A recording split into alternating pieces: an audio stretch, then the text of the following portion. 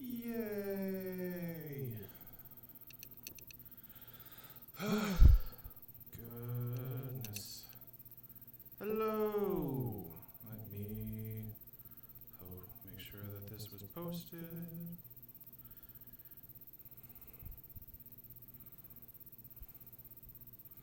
It was not. Alrighty. Hello, good people. Give me a second to make sure that the internet knows what I'm doing.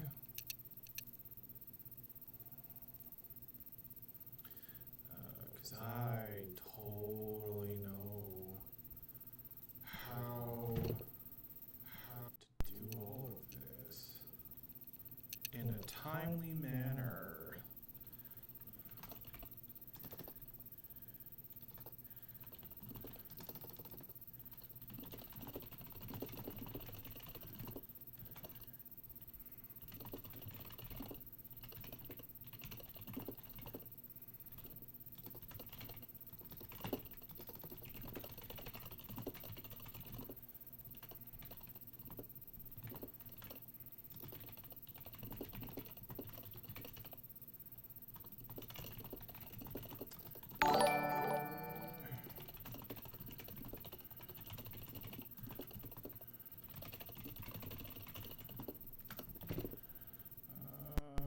Bam. Okay, good. Because I thought that was supposed to automatically do that, but it didn't do it.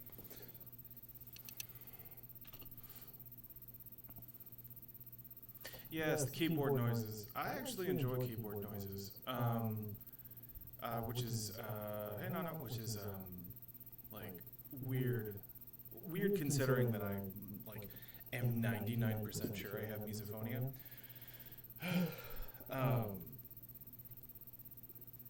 Is there? Oh, just echo. Okay, echo is spooky. Is there an echo from me? Voice is really echoey. Okay. Oh, I think I know what's going on. Hang on. Aha. Okay, is that better? Because I believe there were, there were two mics that were engaged. Oh, that must have been weird. The ticky tacky of the keyboard with the echo on it. That would have been crazy. All right. Well, anyway, let's just get into this. Okay. So, hello everybody. I am James Cheek. I am the voice of Hua Cheng in Heaven Official's Blessing, as well as the adaptive writer or script writer for season 2 of Heaven Official's Blessing. And I grabbed the wrong volume. I grabbed volume 8, but I did finish volume 7, and I will be starting this soon. And this is going to be my review of book 7, my book, I guess book report, book review. I don't know what these are. These are just me talking about stuff. Why are you gifting subs? I don't stream, guys. Like, I appreciate it, but I don't stream. Oh god, wow, we have a hype train going. I mean, it's great. Thank you, but I don't stream. There's not a lot of bang for your buck here. Anyway, so I'm just gonna get into it. No particular order. Just gonna start talking about my thoughts about the book. And starting off, because I did start the book, and then I picked it up like a few months later. So I'm trying to remember. Because I picked it up again at the point when... Yeah, okay, so it starts with... That's right, the book 6 ended with a Gundam fight, and then book 7 picks up at the end of that Gundam fight. Which was just so... I mean, I have to say, this book 7 has been my... book 7 is now my favorite, just because of how absolutely fucking absurd it is. With just...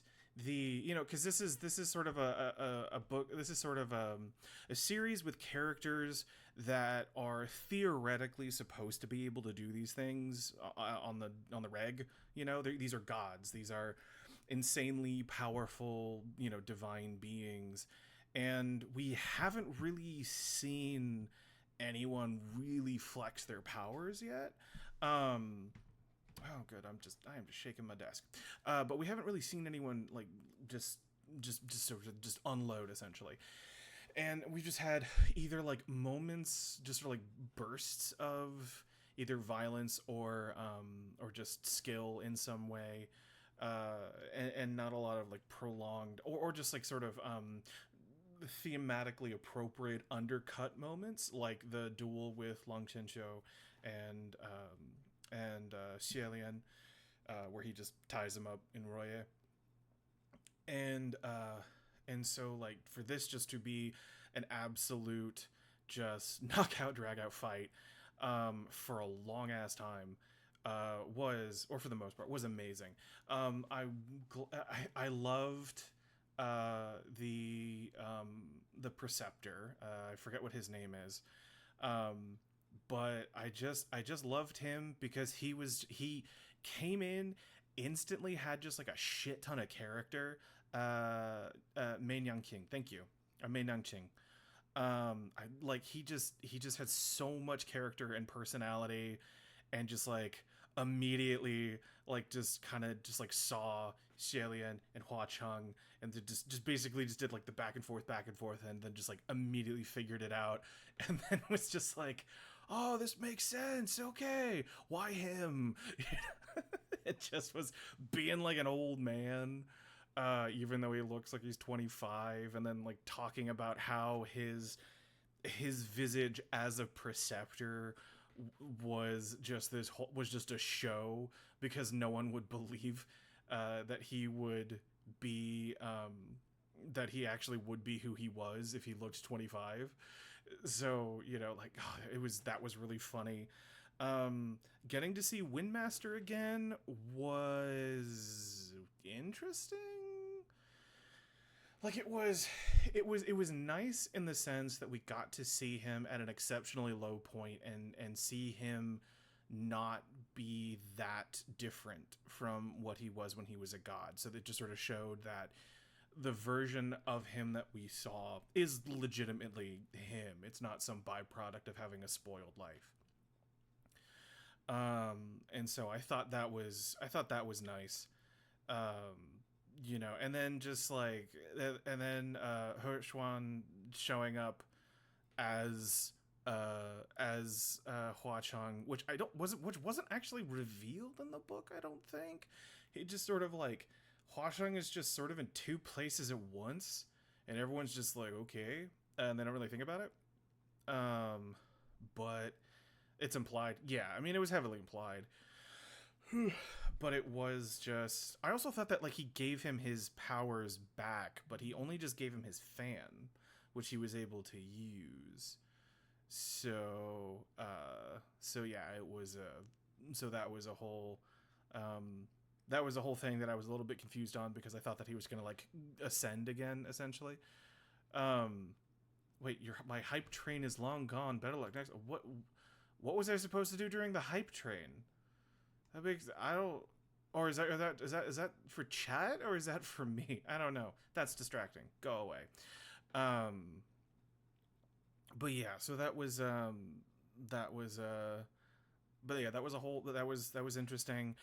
And then the like because a lot of it, because like a lot happened, but it wasn't like character stuff. It was all just like set pieces and things like that. So there wasn't a whole like there was what the fuck am I talking about? I mean, there was a lot of just set pieces, but there was also, like the like, do I have to, like their sort of like Leia Han Solo moment where where like they're just like, do I have to say it? And then Sheila just hugs him, and it was just so fucking cute. And I absolutely adored that moment, and the fact that now that they just kind of like make out whenever is also really fun. And so so like that's nice. And then the fact that like Man Yanqing is talking about them like they're a couple is also nice, because up until this point, it's either been like aggressively aggressively head in the sand straight people, or annoyed gay people that have been like clocking like the relationship that's been building between these two people, and the fact that like I love that Mei Nanqing has this like no decorum. He just is very very forthright and just says what he wants to say, or says the quiet part out loud all the time. And so just the fact that someone outside of these two is acknowledging that this is a thing was really nice.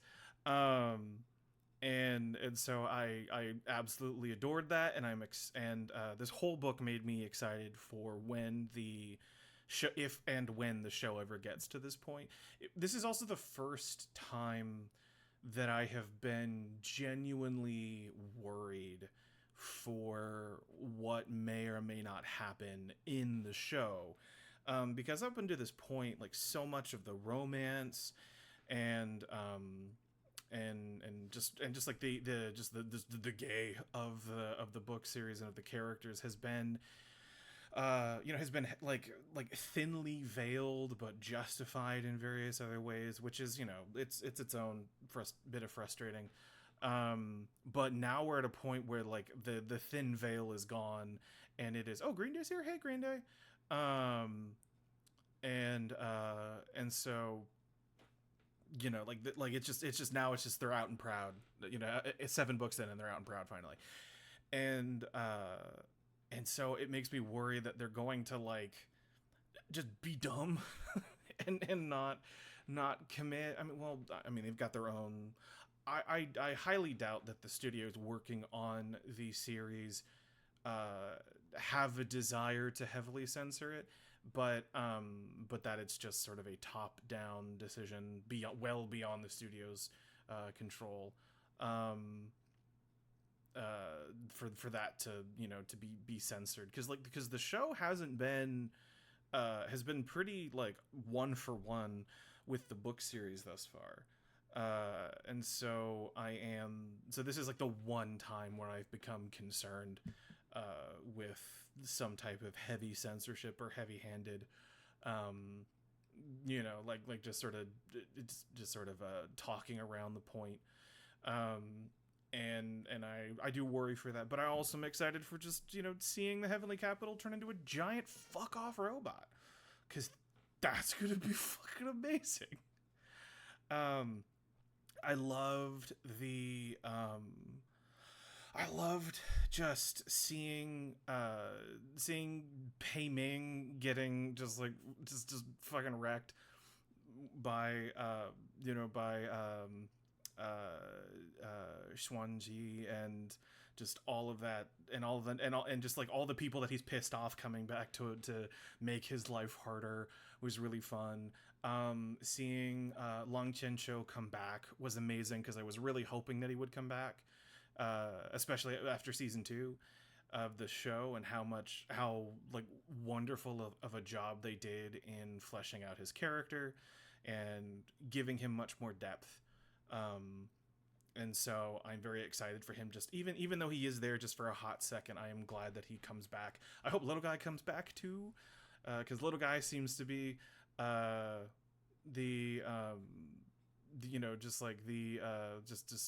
the show's mascot. He's definitely not in the books, except for the one line that he has. So, but yeah, Little Guy. I actually I was talking. I met up with Drew Breedlove about 2 weeks ago during the art market, and he mentioned that he's getting he's finally committing, and he's getting a Little Guy print. I don't know if I'm spoiling anything or not, but I'm excited that he's getting a Little Guy print, because Little Guy's just fucking awesome. But yeah, what else? And then just there was a bit of the I still have not quite figured out if I like the just the sort of like the angry souls aspect of human face disease, because like I thought it was like when it was first introduced, I thought it was like it wasn't terrifying until you learn that it's just this face, the face is just the opening of a sore that is just this, and just this hole that keeps just forming in people, and that they just, and that that the faces are just constantly like chewing and trying to stuff things in there, so they get like, so I just imagine them getting all gnarly and infected and bloody, and it was just gross. um and so like that, and also I have, I forget what the fear of like holes is, or like the fear of like holes on things that shouldn't be there. um have a little bit of that, and that's just like, just ugh. You're describing it scarier than I thought it was in the books. No, that's what it was. Like, what it really just like sunk in. Tryptophobia, thank you. Or trypophobia. That's like, I definitely have enough of that to be uneasy with that kind of imagery, and so like, just ugh, not cool. But when we learn more about it being just like this disease that spread, or that is caused by like angry souls infecting people or something, then it got a little more, it became less scary, in that now we kind of learned enough about how it worked to where like you could expect the characters to sort of navigate it. It's like it's like any movie that's about like a fast spreading disease or something like that, where as soon as they figure out like how it spread or a cure or whatever, like the disease stops being as scary. And so it became more thematic, which was not bad, but just like, there is we're at this point now where like, because like the souls that are going to be infecting the heavenly capital are the souls of are the people in Wu Ming, if I remember correctly, and they're not like, there's no thematic connection between the people of Wu Ming and the heavenly capital. It's just Chunwu, or Wu Yang. Sorry, that's right. Wu Ming is, that's not that, I'm a fucking idiot. Anyway, Wu Yang. And so like, because like the first time that it happened, it was the spirits of the people of Yong'an again, who were dying because of what Shenle was doing.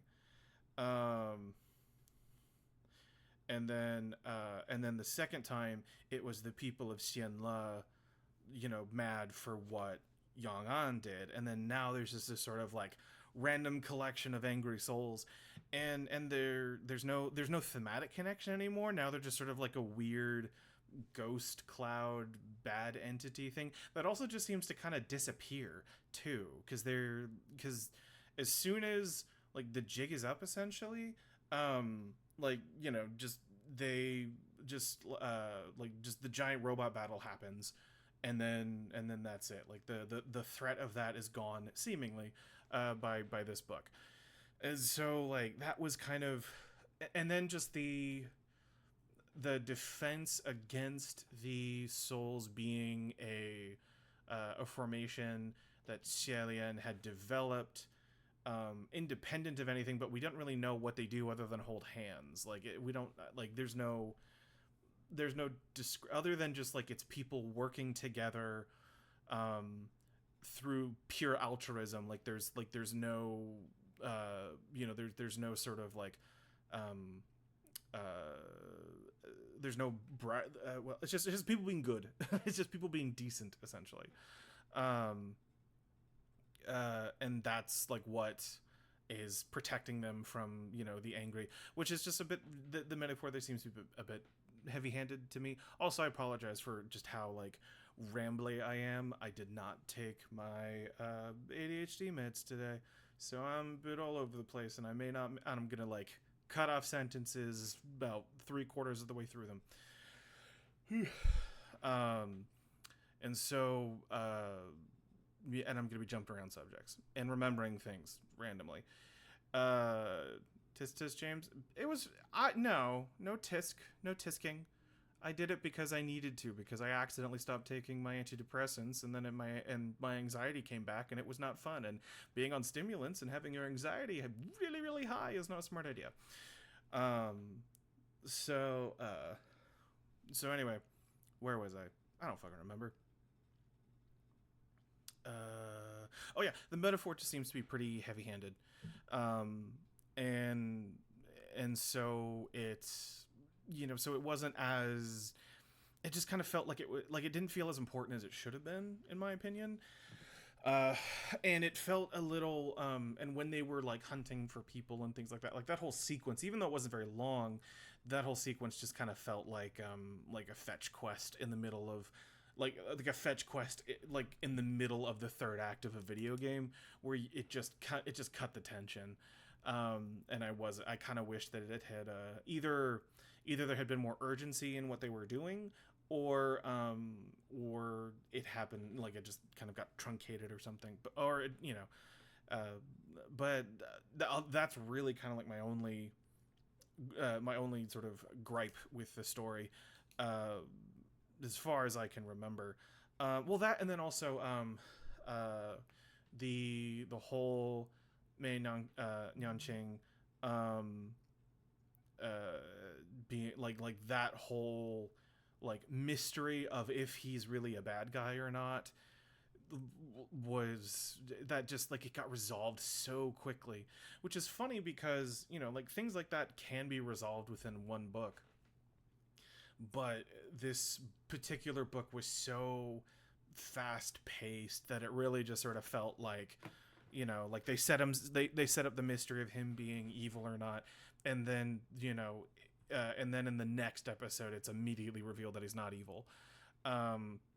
And so so it's just like a whole, so it didn't seem that important to have been set up, and so like when the reveal happened, it also didn't hit very hard. And I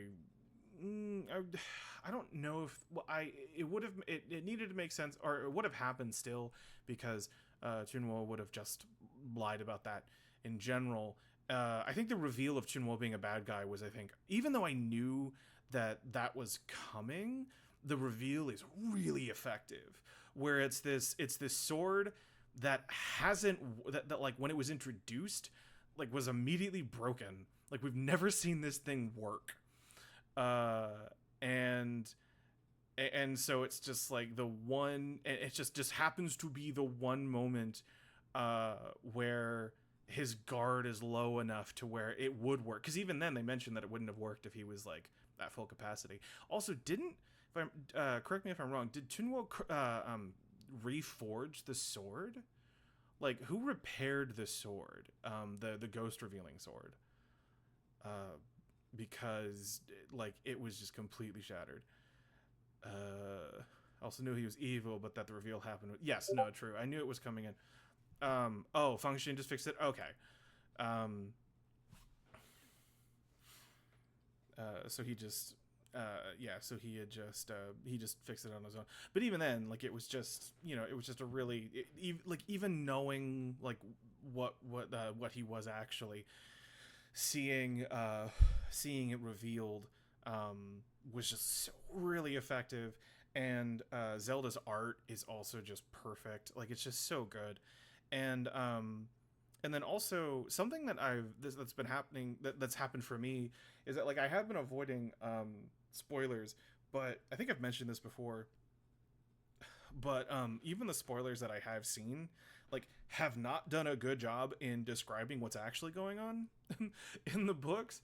And so so like the whole like how like how Mount Tonglu works, where it's like it's sort of like how he doesn't become a ghost, is all his resentment gets sort of kept there in a volcano, and then occasionally like creates a fuck off monster, and then that goes and roams the world.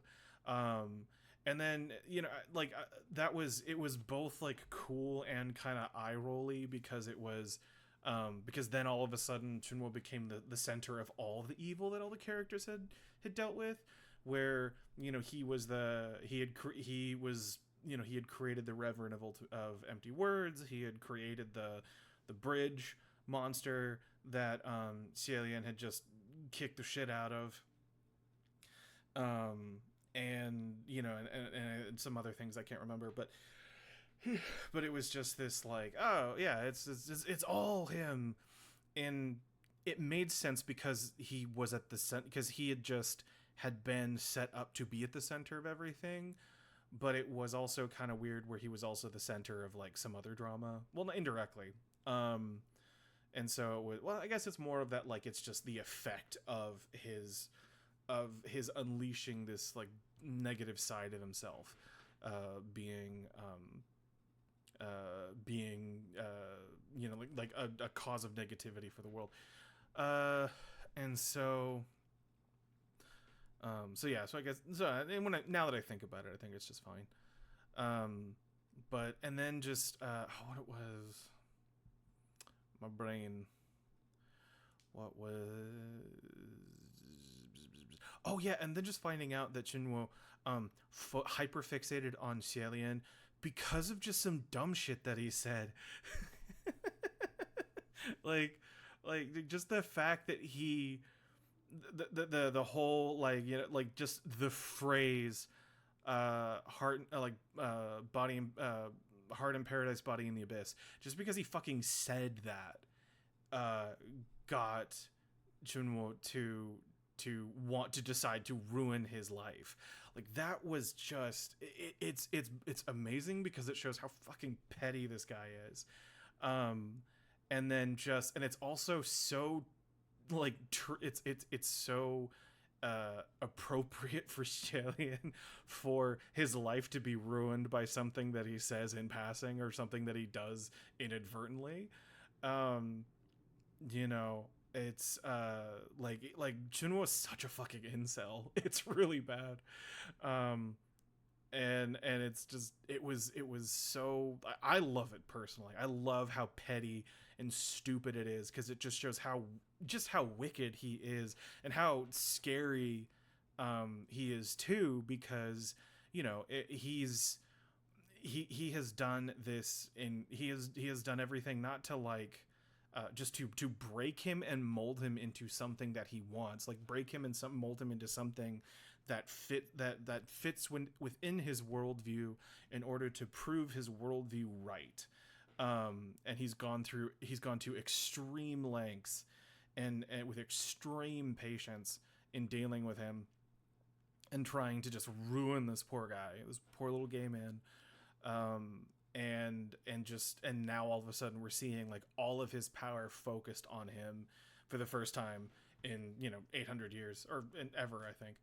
And it's just, it was like, it was really effective, I think, of him being like, because like the because that kind of a villain, in my opinion, is very easy to drop the ball on, because if you learn their once you learn like the motivations and you find out how petty they are, and and then there's just, for me, there's just a sort of question of like, well, why the fuck did you, like, you did all this crap just for this one stupid thing?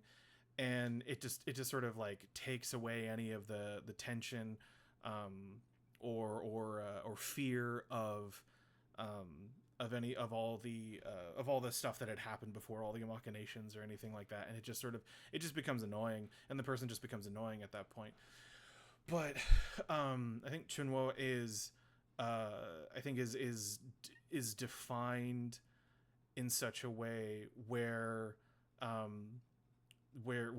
having his ideas challenged like that, so like so easily and also so profoundly, and then him just sort of like moving literally heaven and earth in order to destroy the person who did it, like that makes that, like, I've like, that makes perfect sense to me. That feels very like real world evil. And that this person who, like, because he's living, his life is constructed such that he just sort of exists in a constant state of proving himself right, because he is God. He's also, the ultimate evil. Or he's the emperor. He's, like he is in control of everything. He wiped out an entire fucking pantheon of people. He has never been, like, even if he was wrong, he has always removed the thing that made him wrong from the equation. So now he could always be right, and he never, and I think someone mentioned, I was talking to Pengy about this when I was writing season 2, where I had a question about the armor, because I hadn't got to the point in the books when they actually go into the details of the quote unquote fight that they got into when Xiaolian ascended for a second time. And she mentioned that he never took off the armor, and then now it makes perfect sense in that, like, he needs this in order for him to be right, essentially, because if he's wrong, then everything that he did is for nothing, and all of his pain and suffering has no no thing to focus on or whatever, and he just has to sit in the reality of him being a piece of shit. and no one likes doing that. And then for him to but then those types of things, it actually kind of reminds me a little bit of my dad, where in order for his, because I've mentioned this on stream before, but he's a incredibly toxically religious person that kind of exists in his own reality, and quite literally, because for his worldview to work, for him to be right, he needs to actively rewrite how reality works, because then that is what allows his conspiratorial thinking or paranoia or or bad behavior to be justified or be legitimate or to be in the right in an argument or something like that. And so that's a very real world evil, I think, of just having someone who has a lot of power for one reason or another. Also, I think they did a good job of the book series establishing the fact that, like, gods aren't inherently good. They just did a bunch of stuff, and to get where they are, they had to do some evil, or not evil, but they had, evil, yeah, because they had to, you couldn't ascend without having some blood on your hands, essentially. And with, like, Xiaolian being an incredible exception to that. And so it's not unheard of for someone who is in good favor to have also been privy to a genocide or a massacre of a people or something. And so we have this expectation of, like, the gods really aren't great people, and then you get this guy who's sort of the epitome of that idea. And what's interesting is that we find out that he's been in charge for so long that you could kind of argue that the reason why that exists is because that's the system that he is that allows him to be at the center of it, to have the most power. Whereas if if he's removed from the equation, then that feasibly could change, where ascension to godhood could either be, because there is sort of some talk of it being kind of like a fated thing, but even then, it's like you have to have the potential to, but it doesn't mean you always reach it. And so, so I don't know if there will be some sort of massive systemic change at the end of the book or not, but I think it opens the door to some interesting conversations or just interesting possibilities of how this story could end. Because the gods are essentially rich people, and they're the evil 1%, and we're kind of seeing evil 1% problems in the books, they're like politicians, very much, yeah, and so so it's so, like, seeing that system collapse, I think, will be very interesting. If it does collapse, I don't know what's gonna happen. Uh, but yeah, so I thoroughly enjoyed book 7. The whole like I think it was it mooching that like comes out of the trouble. Oh yeah. Oh god, Yin Yu. I totally forgot about Yin Yu. Yeah, that was kind of messed up. Uh, like like I loved the moment. Like I loved his fuck you to Chinwo. Um, of just like, yeah, of course I hate this guy. This guy has made my life absolutely miserable. He can go eat a giant bag of dicks.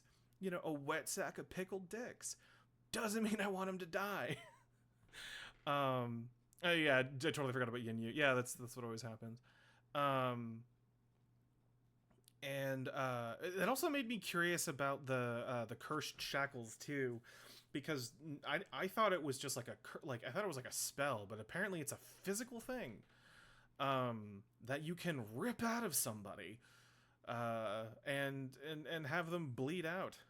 Um, and so it is yeah, that was the other thing too, was that like I thought it was like a I thought cursed shackles were just sort of, because they're talked about in the books as if they're sort of like a normal thing, like this is just sort of how the world works. Then all of a sudden you find out that like no, Chunwo made these things, and he made them as a punishment, for gods and heavenly officials and things like that. So it's another, I think that's one of the things what that makes Chunwo such an effective villain is that like when you learn about him, like you find out just how long he's been in charge and how bad he has been essentially, and then that slowly kind of gets like the that sort of like that idea gets enriched in finding out all these little things that he specifically did that were just really fucked up and kind of made the system what it was. So I think he's been a great villain. But and yeah, like I think the Yin moment was so great. Chun Yi Chen was it was sad because he's so dumb, and then hearing Yin Yu just just hearing Yin Yu just like talk about how much he hates him. Like that that was that's sad. And then like the one thing that he could do, he just kept failing because Chunwo was just just leagues beyond him in terms of power. That was very very sad. And then and then he carried the body. Oh, that was really sad. But yeah, mooching. At the very end when he comes out, it's him, right, that comes out, or it's not him, it's obviously Chinwo, but it's he comes out of the and then throwing it at the preceptor, yes. But then he comes out of the rubble, slandering yeah, no, that was really funny. He's so naive. Helps it with them finding mooching in the prison cell thing. Oh yeah, well everyone was like imprisoned in their own homes, right? Oh no. That's okay, yeah. So then it's Fengqin that comes out of the rubble, because they're off to whatever. I forget where they're headed to in the very at the very end. And then like it's clearly it's clearly Junwo as pretending to be Fengqin. Um and and yeah, no, it was just like why is anyone letting him speak right now? Like he's clearly not who he says he is. But then it seems like Stallion was kind of aware of it, or just seemed to be aware of it. I don't know, he could also not be. He is that a little, he can be that kind of dumb. And so like the ending, I think I would have been more annoyed with where the book ended if I didn't already have book 8, because that's a real fuck off place to end. Just that like that, because it was so clear what was going to happen, and then it happens, and that's where it ends, and it's like, fuck off. But yeah, but yeah, no, it's 10 out of 10. I thought it was really really good. um and yeah, so I guess I'll answer questions now. I think someone asked me what I really think of Mooching. I mean, I think Mooching's an asshole. He's kind of always been an asshole. I don't I understand why I understand why Fangxin hates him so much. I mean, it's true. Go ahead, but cause I don't blame him for any of the things that he did, but it was still a dick move. It was still, it was completely understandable, especially given his background, where he had nothing and all of a sudden he had something, and then it came down to, loyalty or the thing, and he's the only one.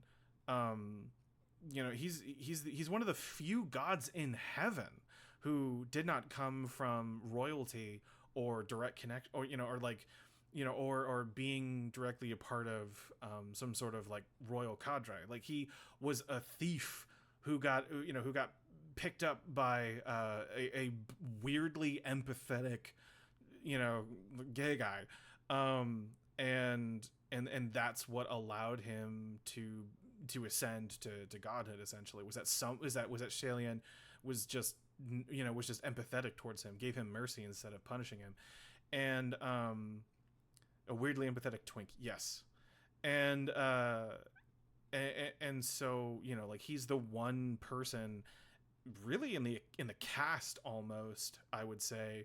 Shalian later on, but he's the only one who really understands what it is to living with nothing, and you see that in their interactions, where Xialian and Fangxin still have so much pride when they are living in squalor, and Mooching's just sort of no, we need to do what we need to do. We need to just, if the only thing that we have to eat tonight is shit, then we're gonna boil shit. And that's how it's just about waking up, it's about making sure you wake up the next day. It is nothing beyond that. And so it's understandable, but it is, but at the same time, it was, he did do selfish things. It doesn't stop it from being a dick move. It doesn't stop him from being an asshole. He's just it's just understandable. And then him coming back with all that food was clearly just, there had to have been some guilt, and just trying to appease, because he wasn't, he didn't tell them what happened. He just came by and kind of wanted to drop it off and not acknowledge anything, and and it's not until Shalian calls him out on it that they realize what he was doing. So yeah, no, he was being a little shit then too, and credit where credit's due. He made an effort, but he was still being a shit about it. So I understand his character a lot more, but he is an asshole. He is an asshole. Fangxin's an asshole too, but he's just an asshole in a different way. He's an asshole in a way that I am more comfortable hanging out with than Mooching. I think Mooching would just be a really, really tough friend to have at times, whereas Fangxin, I think, would just be more annoying. Do we have any other questions? What did you think about the Qirong Gutsu? Oh yeah, that was Qirong died, or his body was obliterated. That was, it was interesting because it was, we got a glimpse into why Gutsu was so loyal to Qirong, because it wasn't just the fact that it was his dad's body, it was the fact that weirdly he treated him better. He made sure that he had a lot of that he was always fed, that he even, and so it was just it was honestly, it was just sad more than anything, that you just sort of you realize, oh wow, because especially in the show, because the show has his father try and protect him at the last second, which just sort of which implies that that his dad, you know, cared about him. But it seemed like before getting picked up by, well, I mean, he could have, but he may not have been in a position to actually take care of Gutsa in a way that he you know, that he would have wanted, or you know, kept him healthy at the very least. Because we have seen that level of poverty with characters in the show, in this story. And so, you know, we have this moment where you find out that Chirong is a piece of shit, but he sort of fell ass backwards into being not the worst dad in the world. And that was, it was nice, I think, especially because you know, it was, you know, he clearly was protecting Gutsu, but he was just, you know, he can't admit it because he's just a piece of shit. But I think it was just like really sad just to hear like Gutsu be like, no, like he's my dad. Like Chirong, the guy who murdered my dad, is my dad because he actually took care of me. And that was just like, ugh. Still unhappy that Chirong, but he did when he tried to protect Gutsu. Yeah, no, he did. He did one good thing in the series, and that was to protect Baby. When you say piece, I mean, he is a piece of shit. Answer this, but what did you think about the martial gods forming a giant sword? Was that in this book, or was that in book 6? I don't remember. I think that was in book 6, and it was weird. It was very like Captain Planet-esque, like very Power Rangers-y, that kind of came out of nowhere. You know, yeah, no, that did happen because in the like 10 seconds in between that fight and then when the statue comes back, Hua Cheng has not only repaired it but given it a sword. So yeah, that happened in book 6, if I remember correctly. Although it could have happened in like early book 7 and I just forgot.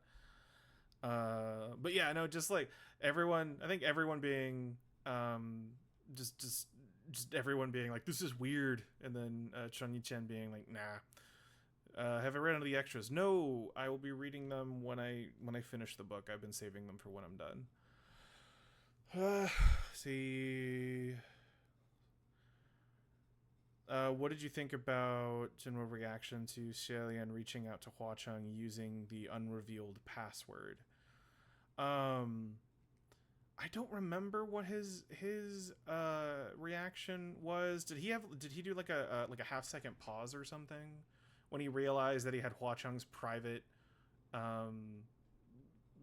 thing? He laughed. Oh yeah. Well, that I think we had seen him interact with no, they hadn't talked to them yet, him, I don't think, the Mei Nun Ching. What you personally think the past, so yeah, I thought that was funny just because it was just like, oh yeah, I know. Saying no, you hang up 5 times, that's funny. What do I think the password is? It was probably something dirty. You know, like cum gutters or something. And you know, and it's just, you know, just because it would be something that would, well, it wouldn't be that obviously dirty. It would be some double entendre that like you could you know, that you could say, and you know, like some people might get it or some people might not get it. As far as what it actually could be, I don't have an idea of what it really could be, other than I probably know that it's some sort of dirty joke. It's magnanimous, yes. Yeah, the password's magnanimous. They Chunwo and the others are dubs over subs. If you were writing the password, would it be, obviously it would be a dick joke if I was writing the password. Have I seen the ice cream commercial? Yeah, they're cute. They're kind of cute. I like the theory that Hua Cheng's password is body in the abyss, heart in paradise, because Hua Cheng is earnest and Xialian thinks everything he said when he was younger was cringe. Actually, I would think let me be that meaning, I think would be more appropriate. but said in a way that makes you think that meaning means penis. The theory for the password is either Shalian is adorable or something else. I feel like there is no password. Yeah, okay.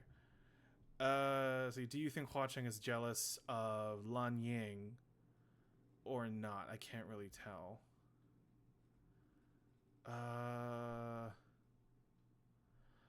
No. I don't think Hua Cheng is jealous of Lan Ying. I think he clocks that something's wrong with him, like early on, but doesn't know what it is. Because we find because White No Face is living inside of him, and so I think that he clocks that there's something wrong, but doesn't know exactly what it is, and so he doesn't trust him.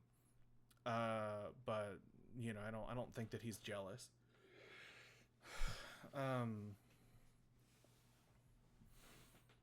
What do I hope to see in book 8? Satisfying ending. Oh, thank you. Thank you, Mad Diet. Or Madiet, however the hell you're going to say that. See, it doesn't quite fit because of it. Okay. Yeah, so any other questions? Let me what would be a satisfying ending? We'll find that out after I've read book 8.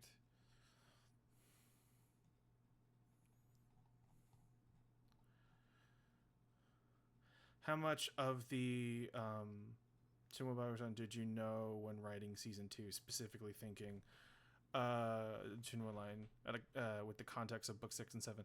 So I knew that he was Bai Wuxian. I had not read books 6 and 7 when I was working on season 2.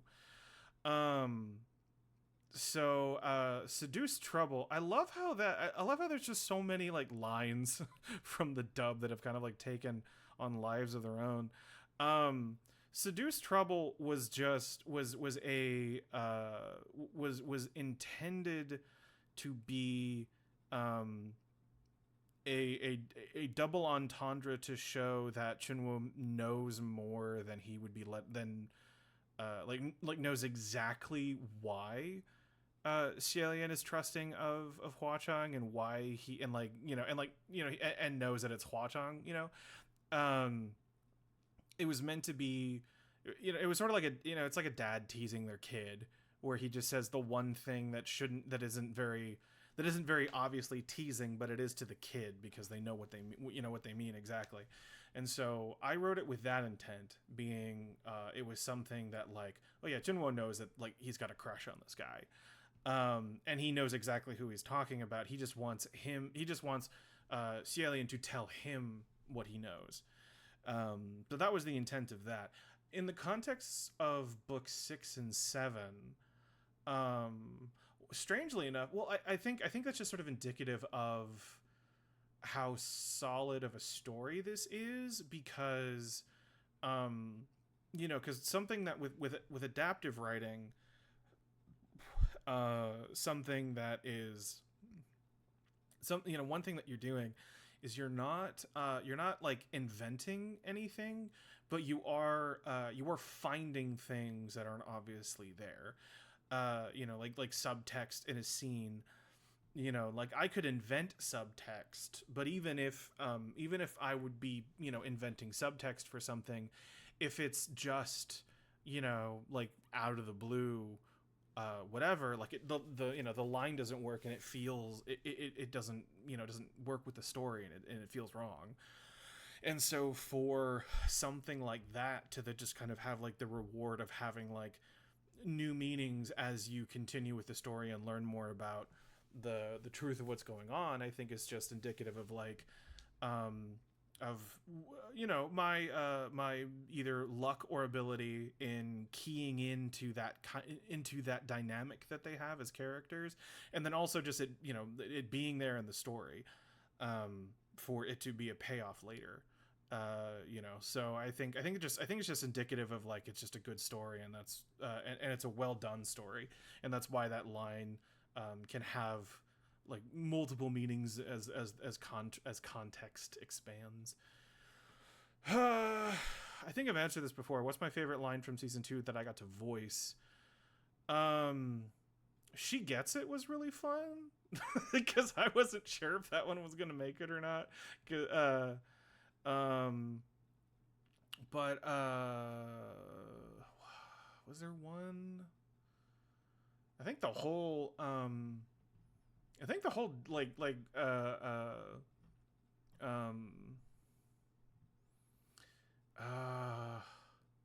God damn it. I think everything in the Gambler's Den was also really really good. And then I think one thing that I did look forward to, or one of the first things I looked forward to recording, was in episode 3, where they're at where they're at Hua Cheng's house, and I specifically reused the "Don't be nervous" line again, because I'd already established this very flirty context for it, and so it's just this like and so like being, because that was not in the translation at all. I think he just I think he just says, like, thank you for coming or something like that. I don't but it's not like that at all. But being able to just sort of reuse that line in that way, I thought, I was like looking forward to being able to just like, hey, like I get to reference myself in multiple ways. I thought it was really fun.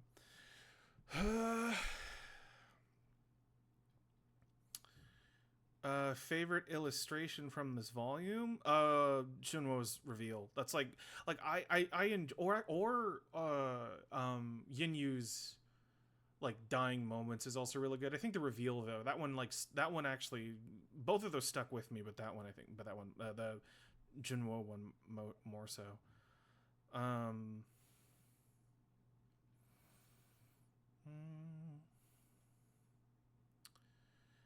You show me yours and I'll show you mine. Yeah, I knew what I was doing with that one. I didn't, again, like a lot of the a lot of the like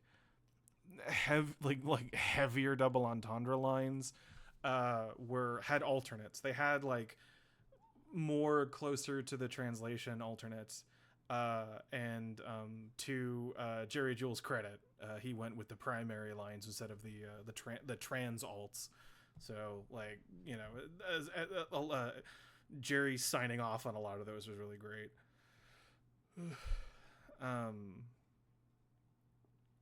I'll go crazy about drinking season 2 means a lot of, yeah, actually that was another line that actually that like gained more context from me. That's something that I really love about this series. I think it just shows that like I seem to have like similar or have keyed into MXTX's vibes in writing this story. And so like, because like that line, I'll go crazy, I wasn't super happy about that line, because it was more of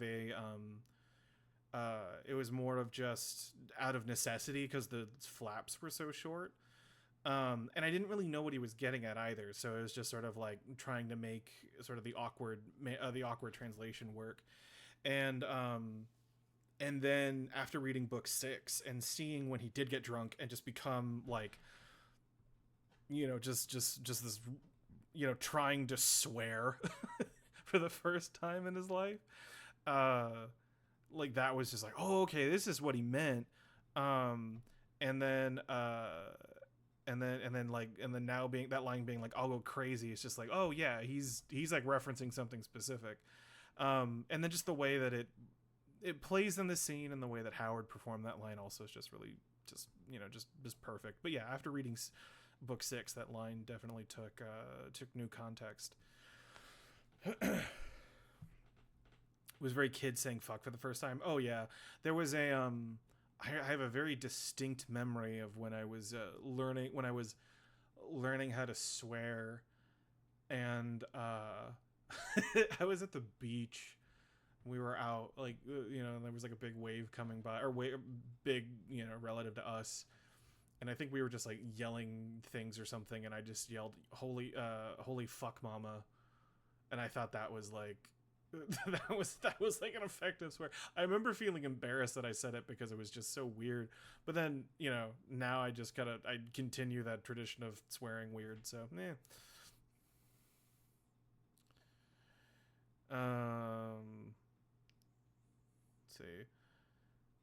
Let's see. Meet up when? I don't know. I'd be fucking down. That'd be super cool.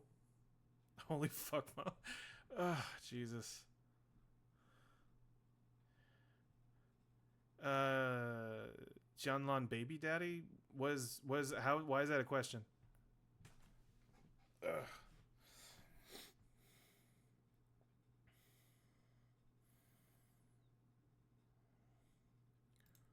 Wait, hold on. What is this? I knew you were a Hey Mamas guy. I don't. I don't know what that means. What did you think during Windmaster's soul switching again with Shalian?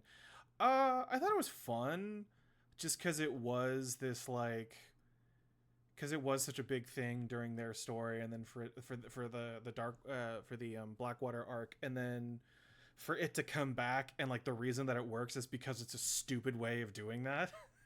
I thought it was just like really appropriate for all characters involved. I thought it was great.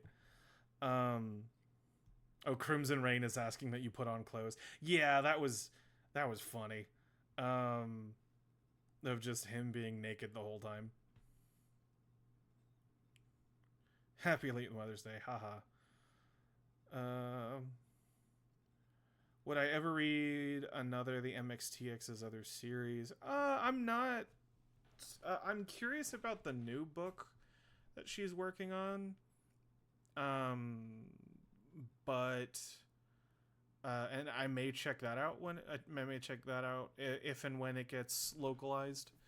But of her other works, I've already watched both adaptations of Modao, so I'm not super keen on reading that. The main the main reason why I'm curious about reading it is because it's structured differently than both of those adaptations. Like, it's not chronologically, and so I would be curious to experience that story non-chronologically as it was written versus how it was adapted. But that's the main thing. Also, I know that there's just porny bits in it, and that's, you know, so I'm not that so I'm just like not that excited about popping that book open popping that book open and reading it. Although I think they're funny. Of the ones that I know of, they're just funny. But then and then Scum Villain I've avoided because there's non-consensual stuff in there from what I've heard. And so I'm not excited about that stuff. Of what I have seen about it and seen people's like passion for it, it's, you know, and like I read the first couple of I read like most of the first chapter, I think, for a stream a while back, and it was funny. It was genuinely funny. So like I may go back and check it, I don't know, but like non-con stuff is not is a real like no for me, and it takes, you know, like it can be done in a way where it's not upsetting to me, but it's hard to pull off.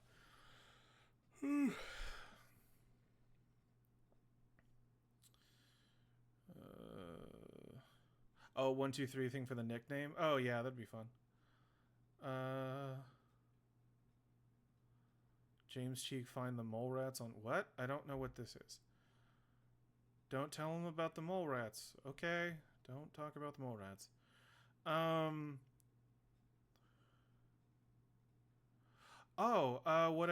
Would I be reading?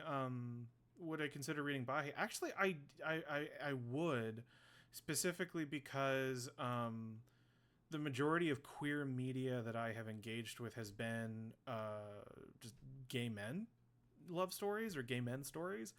And I you know, I don't have a good sense of like how lesbians work. Other than, you know, a handful of jokes here and there, like U-Haul lesbians and stuff. So I am, obviously it's not like, it's not like fiction is, is like is a good indicator of real world anything. But it is just like, it does give you a sort of a sense of like with like the escapism of queer romance is that like it's, it's two people who in the real world their relationship would be it's just like it's like either giving them like a happy ending, in the real world that's a lot more difficult, or it's or just like seeing it normalized or something like that.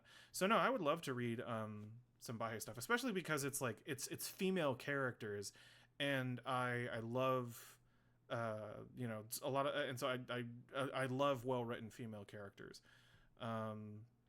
So I would be interested. The Locked Tomb series and How Lesbians Work. Oh, okay. Covers themes I think it might be interesting. Okay, cool. I'll have to check those out. Locked Tomb series. James is a feminist confirmed. Don't assume my politics. What about 2HA? People have talked about 2HA a bunch. I have not.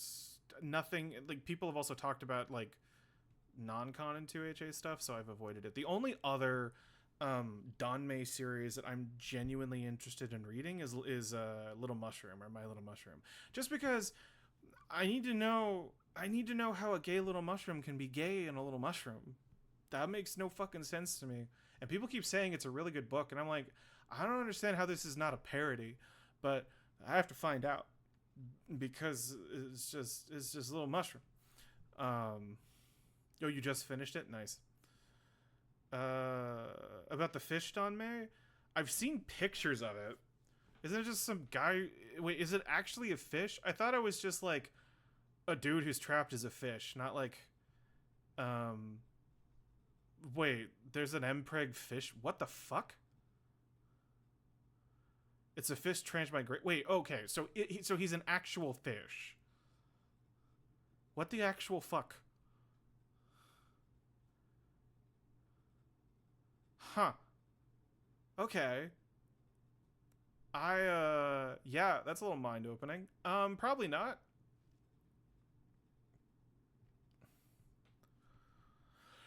All right. Well, let's see. It's been about an hour. I'll take one more question and then I'm gonna wrap it up for tonight.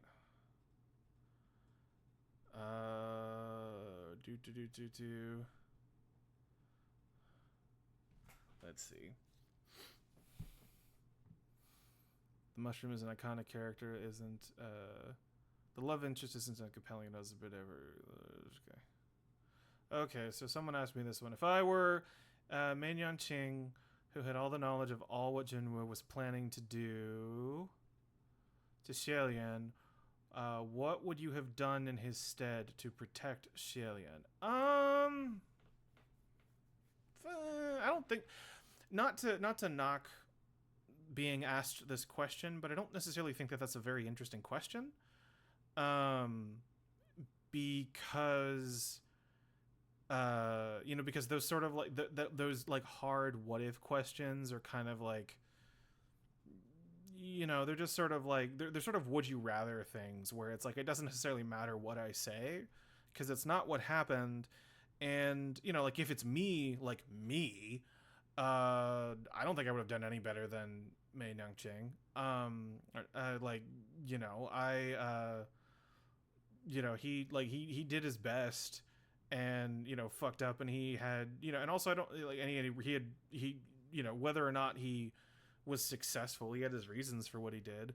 And if I had all of that knowledge, because at the end of the day, like it wasn't anything that Mei Ching did that caused that caused Chinwo to like focus on him. It was just Xielian being Xielian, like he could not have ever stopped him from saying heart in the abyss, body in paradise. I think that kind of like master student dynamic, I think like there's sort of an implication that like he would have that kind of influence to stop him from saying something like that, but that's just, I don't think that. You know, or believing those things, you know, like because he obviously was trying to teach him or to train him up in a way where he could you know, where he could kind of like navigate and not be sort of picked up on and not be focused on by Chinwo, but it happened anyway, and it was just going to happen anyway. I think the only thing I would have done differently was probably like try and find him after the fall of Xianle, and you know, and like try, you know, because I think he just went into hiding after the fall. I don't think he went and hunted him down. So yeah. Okay, so that is the last question. What do I think about wait, hold on. The manhwa possibly stopping. What? No. Why is it stopping? It's barely out of the. They only did the first. They're barely at like the end of the first book. What the fuck? Oh, you're welcome. Oh, it's just a rumor. I hope to God that Star Ember hasn't. Like, that would just suck. It's just a rumor about Star Ember. Well, it's just a rumor, and like every rumor about this series has been proven to be wrong for the most part. So, all right. Well, that is it. Goodbye. I will see you. I will see you next. I do a review. Goodbye.